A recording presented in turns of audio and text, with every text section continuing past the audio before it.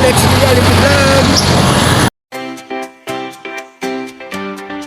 Today is my video mga ka-reality. Meron naman po tayong makikitang isang reality ng buhay.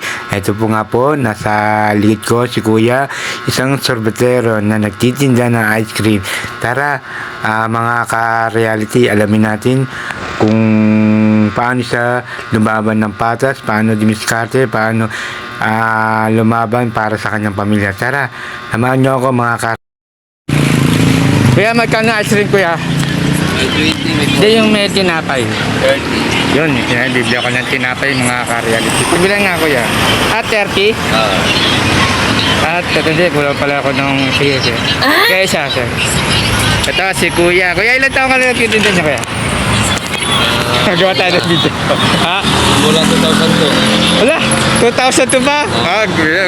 Si Kuya. Kuya, pangalan mo, Kuya? Renato. Rinaldo? Si Kuya Rinaldo, lumalaban ng patas yan. Yan, no?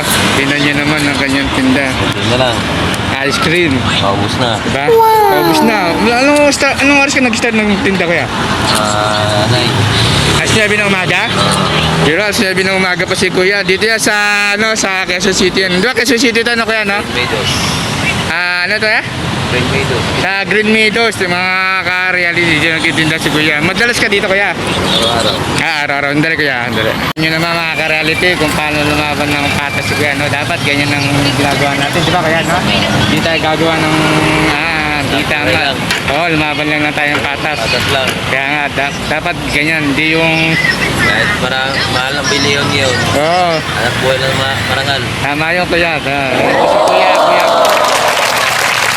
Kuya Renato, wala 2,000 anak, nagtitinda ka ng wala 2002. 2002 pa nagtitinda si Kuya. Hanggang ngayon, ilan na anak mo, Kuya? Diba? 5 lang. Sa pagtitinda lang niya ng ice cream, nabubay niya. Napagtapos niya yung kanyang mga anak.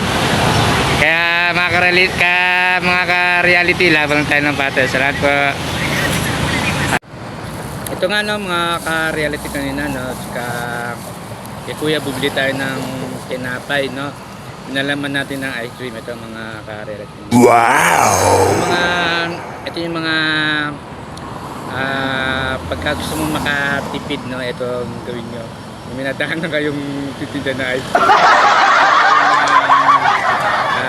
Tinapay, palaman nyo na ice cream, no? Nung ice cream ako, gato rin lang ako.